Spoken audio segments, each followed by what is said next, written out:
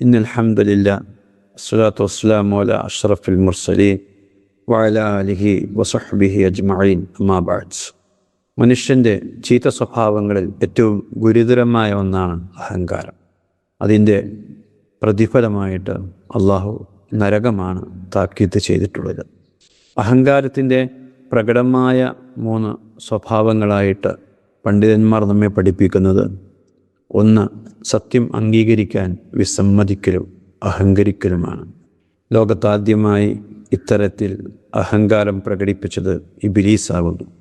ആദമിന് സുജൂദ് ചെയ്യാൻ അല്ലാഹു തആല മലക്കുകളോടും ഇബ്ലീസിനോടും നിർദ്ദേശിച്ചപ്പോൾ ഇബ്ലീസ് അബാ വസ്തക്ബറ വകാന മിനൽ കാഫിരീൻ, അവൻ അതിന് വിസമ്മതിക്കുകയും അഹങ്കരിക്കുകയും സത്യനിഷേധികളിൽപ്പെട്ടവനായി മാറുകയും ചെയ്തു. മനുഷ്യരായ നമ്മെ സംബന്ധിച്ചിടത്തോളം നമ്മുടെ മുമ്പിലുള്ള ഏറ്റവും വലിയ പരമയാഥാർത്ഥ്യം സൃഷ്ടാവും സംരക്ഷകനും നമുക്ക് ഉപജീവനം നൽകുന്നവനും ലോകത്തെ നിയന്ത്രിക്കുന്നവനുമായ ഏകനായ അള്ളാഹുവിനെ മാത്രം വിളിച്ചു പ്രാർത്ഥിക്കുക, അവനെ മാത്രം ആരാധിക്കുക എന്നതാണ്.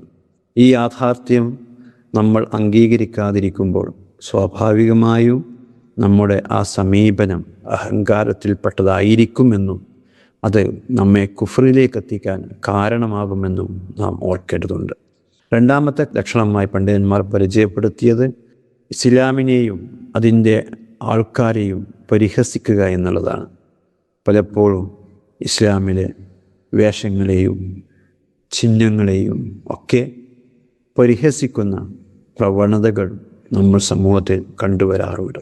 അത് വിശ്വാസികളെ നമ്മുടെ ഭാഗത്തുനിന്ന് ഒരിക്കലും ഉണ്ടായിക്കൂടാ. 3ാമതായി പണ്ഡിതന്മാർ നമ്മെ പഠിപ്പിച്ചത് അതിരുവിട്ടുകൊണ്ട് പ്രവർത്തിക്കുക എന്നുള്ളതാണ്.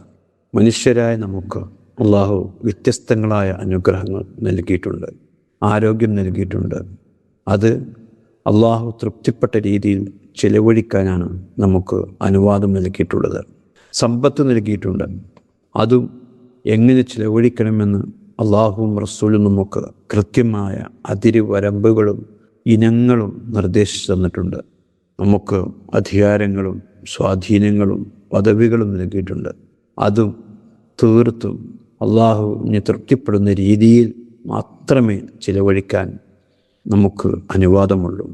ഈ പരിധി വിട്ടുകൊണ്ട് ഒരാൾ ഈ വക അനുഗ്രഹങ്ങളെ ഉപയോഗിക്കുമ്പോഴാണ് തുഗ്യാൻ അല്ലെങ്കിൽ പരിധി വിട്ട പ്രവർത്തനം എന്ന് പറയുന്നത്.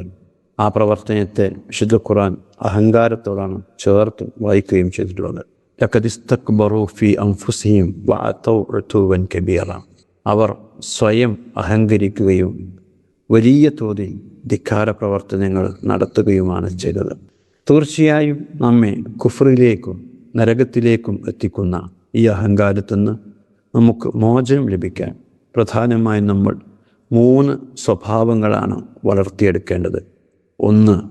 അള്ളാഹുവിൻ്റെ കൽപ്പനകൾക്ക് മുമ്പിൽ വിനീതനായി ജീവിക്കുക എന്നുള്ളതാണ്. വിശുദ്ധ ഖുർആനിൻ്റെയും തിരുസുന്നത്തിൻ്റെയും അധ്യാപനങ്ങളായിക്കൊണ്ട് നമുക്ക് ലഭിക്കുന്ന ഏതൊരു അധ്യാപനങ്ങളും നാം അത് പൂർണ്ണമായും അതിന് കീഴ്പ്പെട്ടുകൊണ്ട് ജീവിക്കാൻ തയ്യാറാവുക. പ്രവാചകൻ സല്ലല്ലാഹു അലൈഹി വസല്ലം പഠിപ്പിച്ചത് ഏതൊരു മനുഷ്യൻ അള്ളാഹുവിൻ്റെ കൽപ്പനകൾക്ക് മുമ്പിൽ വിനീതനായി കീഴ്പ്പെട്ടുകൊണ്ട് ജീവിച്ചുവോ അതിലൂടെ അള്ളാഹു അവന് പദവികൾ ഉയർത്തിക്കൊടുക്കും എന്നതാണ്. 2ാമതായി നാം ആർജിക്കേണ്ട സ്വഭാവം സ്ഥൈര്യത്തിന് വേണ്ടി സത്യത്തിൽ ഉറച്ചു നിൽക്കുക എന്നുള്ളതാണ്. തീർച്ചയായും ജീവിതത്തിൽ വ്യത്യസ്തങ്ങളായ പരീക്ഷണങ്ങളും പ്രയാസങ്ങളും ബുദ്ധിമുട്ടുകളും ഒക്കെ ഉണ്ടാകുമ്പോൾ നമുക്ക് നാം മനസ്സിലാക്കിയ സത്യത്തിൽ ഉറച്ചു നിൽക്കാൻ കഴിയേണ്ടതുണ്ട്. അത് നമ്മൾ എപ്പോഴും പ്രാർത്ഥിക്കണം. യാ മുഖല്ലിബൽ ഖുലൂബ് സബ്ബിത് ഖൽബി അലാ ദീനിക്, മനസ്സുകളെ മാറ്റിമറിക്കുന്നവനായ നാഥ, എൻ്റെ മനസ്സിനെ സത്യത്തിൽ ഉറച്ചു നിർത്തണമേ. 3ാമതായി നാം ആർജിക്കേണ്ട ഗുണം ചരിത്രം പഠിക്കുക, പാഠം ഉൾക്കൊള്ളുക എന്നാണ്. ഈ തരത്തിൽ ജീവിതം സംസ്കരിക്കുവാൻ അള്ളാഹു നമ്മെ അനുഗ്രഹിക്കുമാറാവട്ടെ.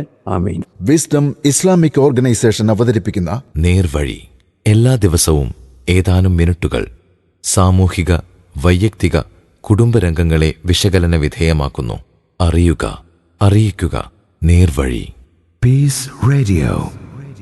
Tune to reality.